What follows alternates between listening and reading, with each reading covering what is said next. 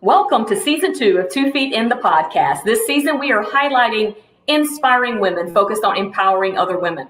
2 Feet in the podcast will explore ideas and inspire you to produce action. This is your place to break down ideas, get a strong dose of motivation, and learn to live 2 feet in.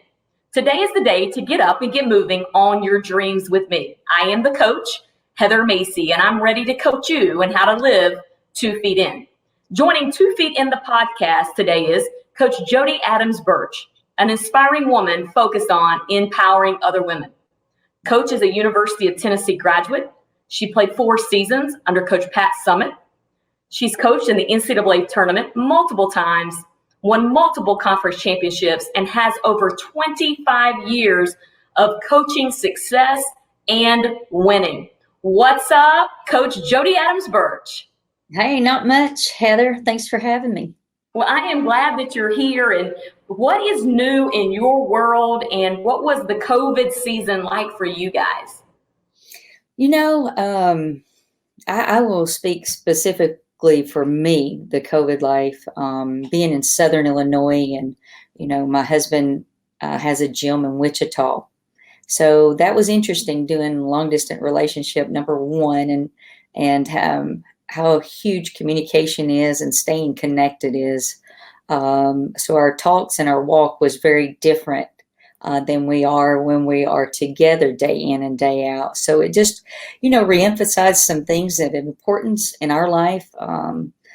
First and foremost, that 2 is great, and not very much breakable, but 3 is a cord that is often never broke. And so we put God center of our lives, and He's the one that instructs us and places us wherever we need to be in life.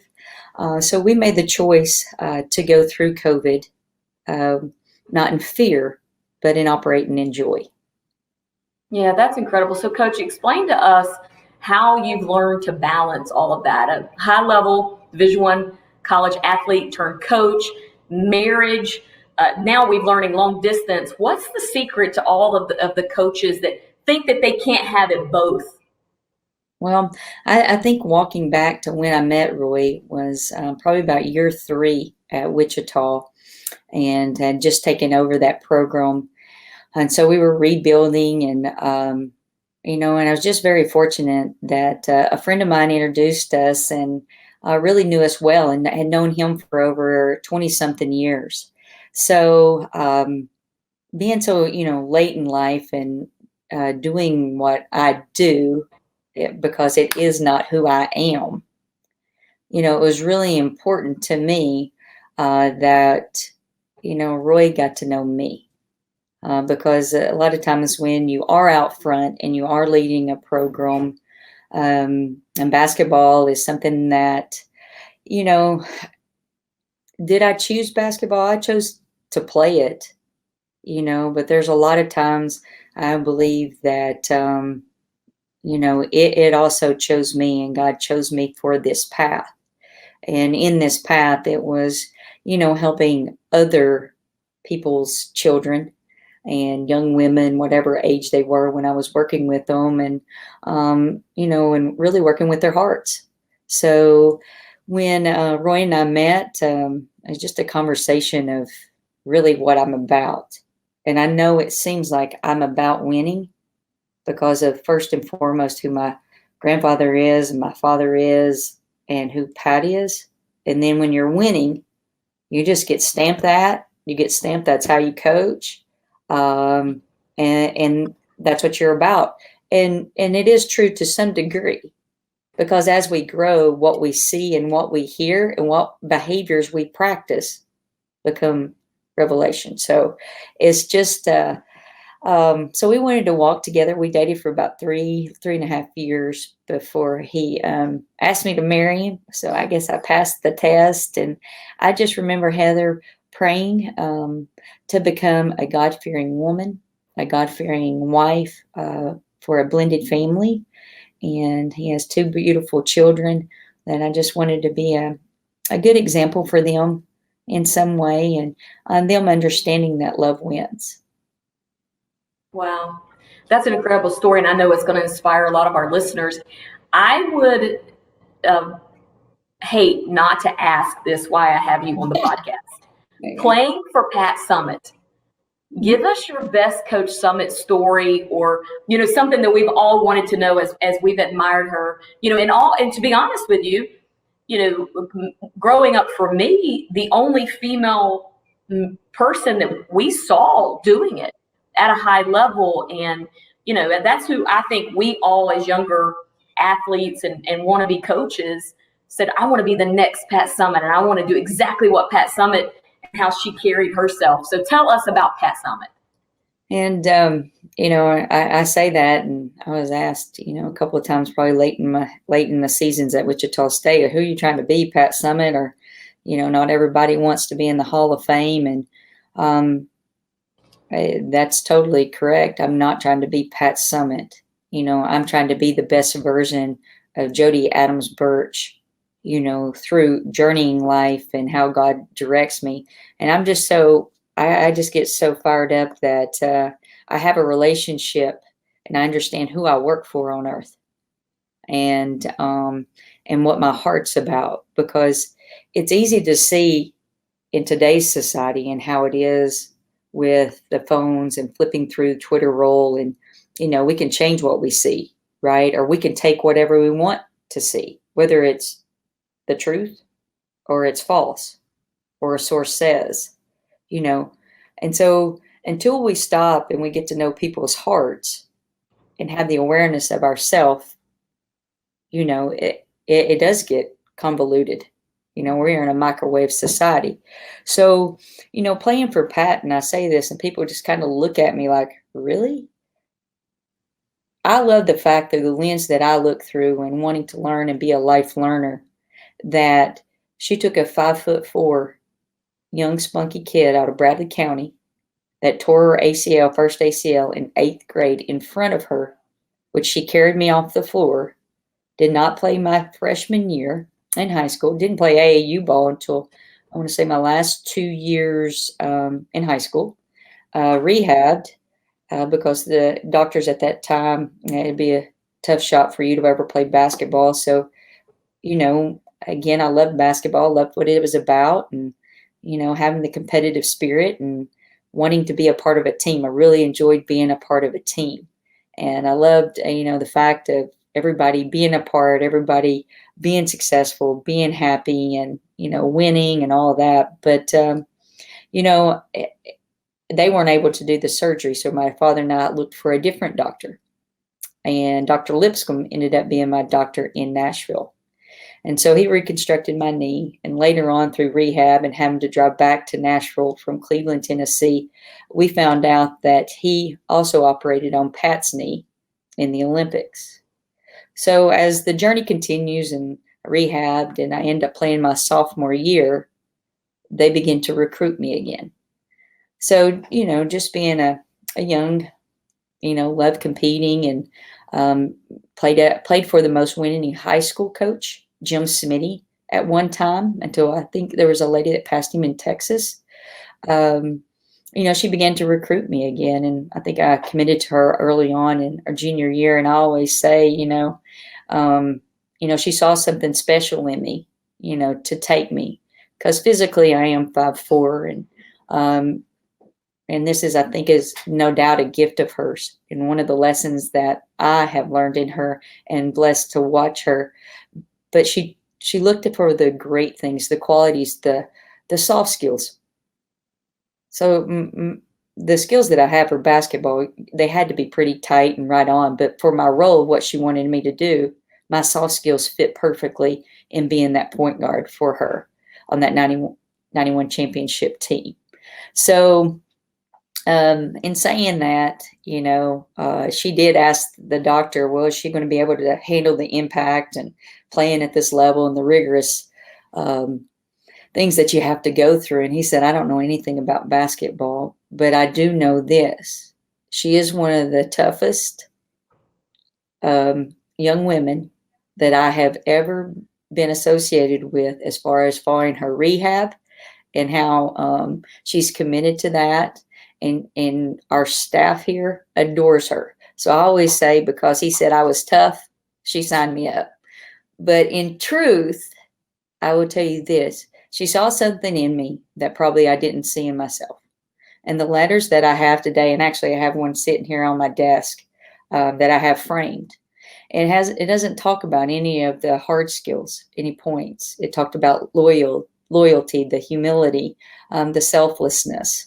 And so I think one of my biggest lessons, there was two, just about traveling through life, because I was getting to the end of my career, and she said to me, it is going to be very, very important that you surround yourself with people of integrity, people that you can learn from, the people that you can grow from.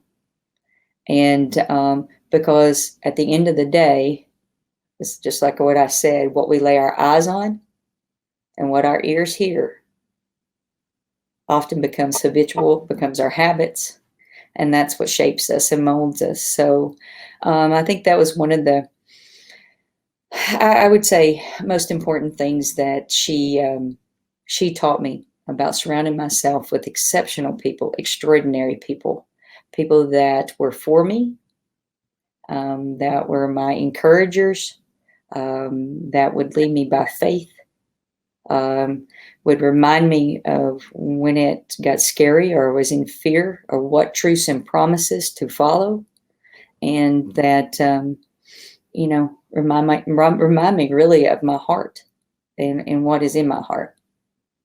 Well, thank you for sharing that. Let's jump on the 2 feet in hot seat experience. So you're in that elevator at your most favorite hotel. The elevator door opens, you hit the button to the 34th floor, and as it's about to close, the person comes in the elevator. And that person needs you today. In less than the ride up to the 34th floor, tell about your life, your accomplishments, and generally give them a message to inspire them for the rest of the day. What would that be? Well, I probably would first ask them about themselves. Probably wouldn't let them get to me. But if in that short time they ask me what I did, because usually you do get asked that. I usually don't get asked what I coach. I usually am I a soccer mom or am I a cheerleading coach? So that's always a great start. So I do start when they ask my profession. I say I'm a life teacher.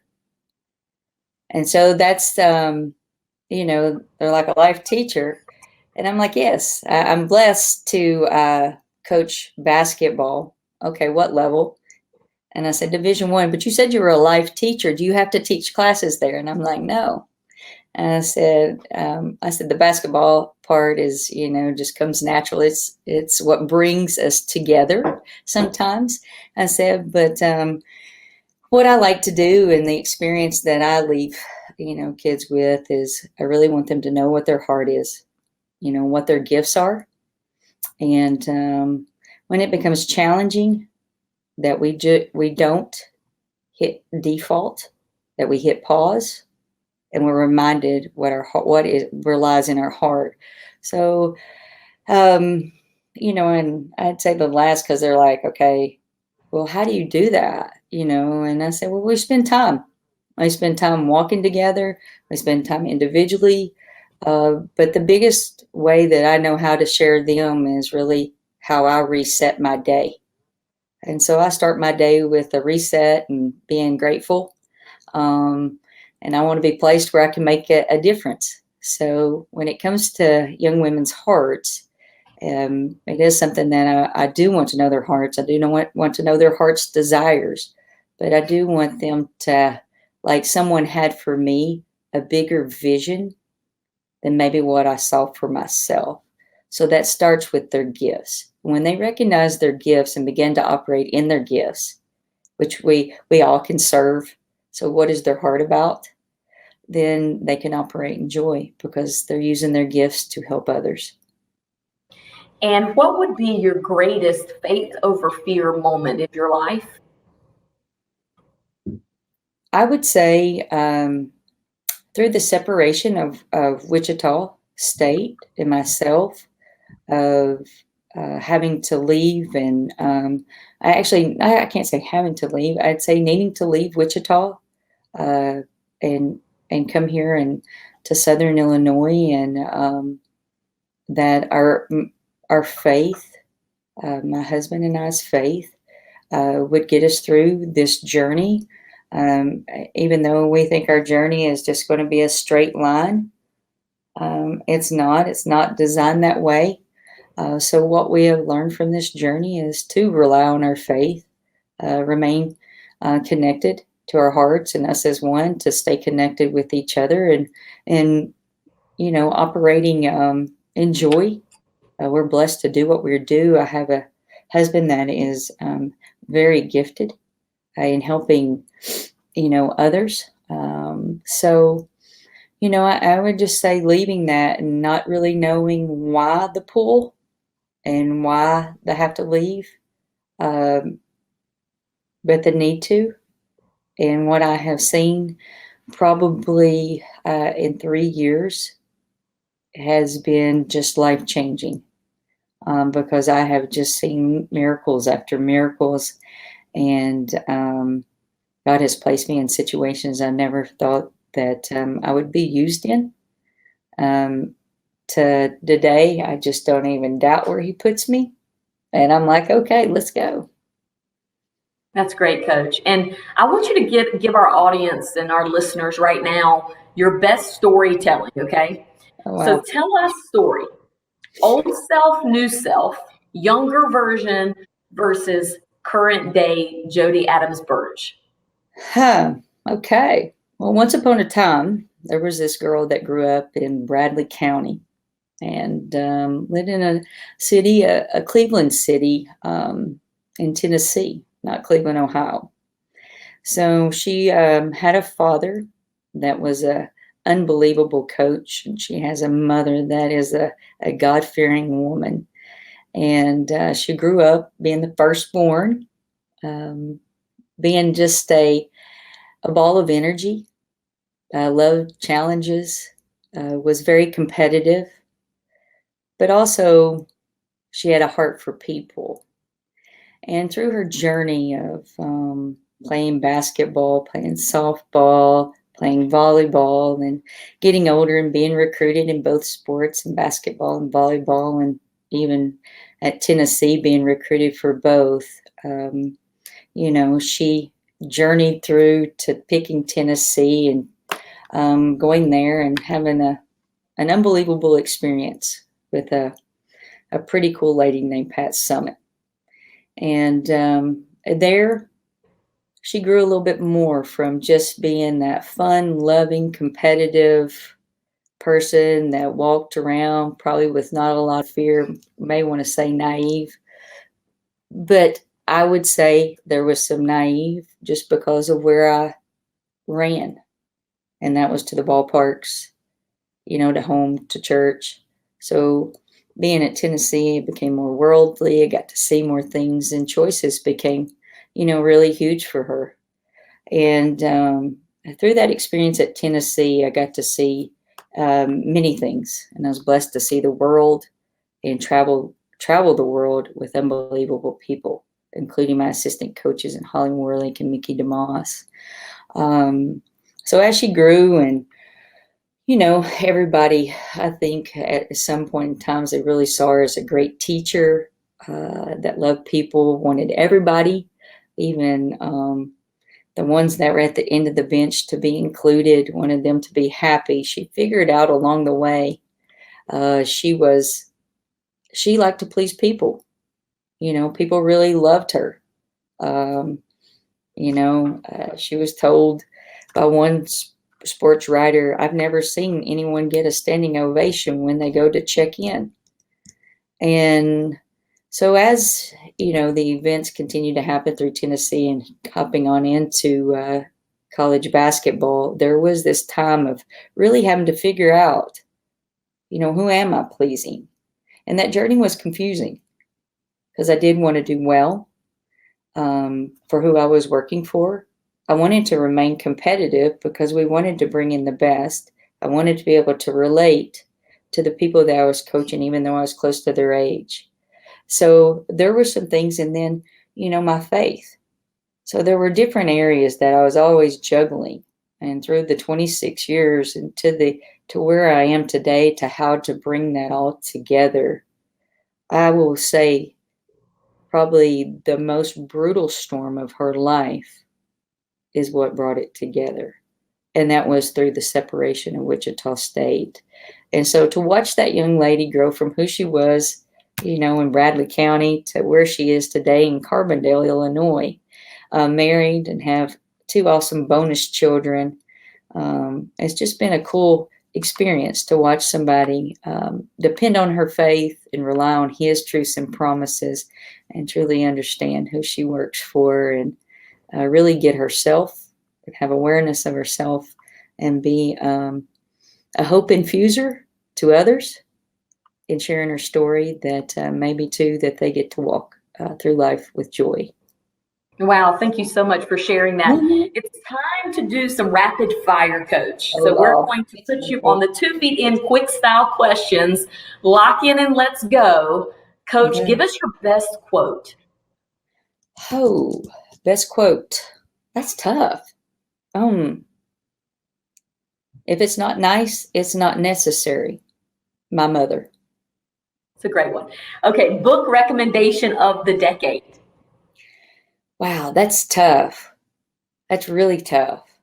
Coach, you've won national championships, and it does so much of your career. That's These tough. are not tough. Come on That's now. tough, because there has been so many, from John Wooden's books to the Metcalf books to, I'm reading the Contrarian right now, to I would say the latest book that has been impactful to me is Rare Leadership and Shop with Carrie Water. I had to give you 2.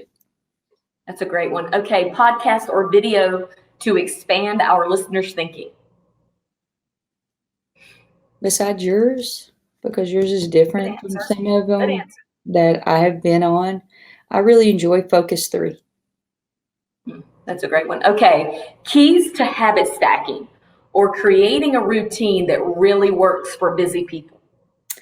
I would tell all busy people, because we all have a chance to get caught up in the rat race, that we need to reset our day every morning and give that time to us to gain perspective on what we do, who we are in people's lives. So by doing that, I start mine by journaling, writing down what I am grateful for, and then going through the things that I'm prayerful for, and then just having a peace and calmness about walking through this day of where I'll be placed, instead of doing a checklist or allowing the day to run me ragged. So that goes to environment that you're in, of building a culture that doesn't run you ragged. You get one phone call. Independency, huh? Yes, you have one phone call. To whom and why? I think it would be to my father.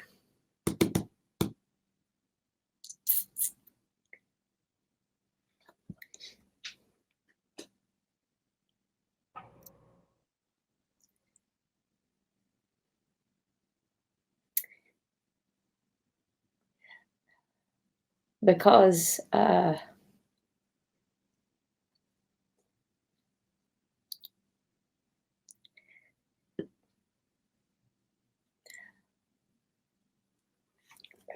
watching someone battle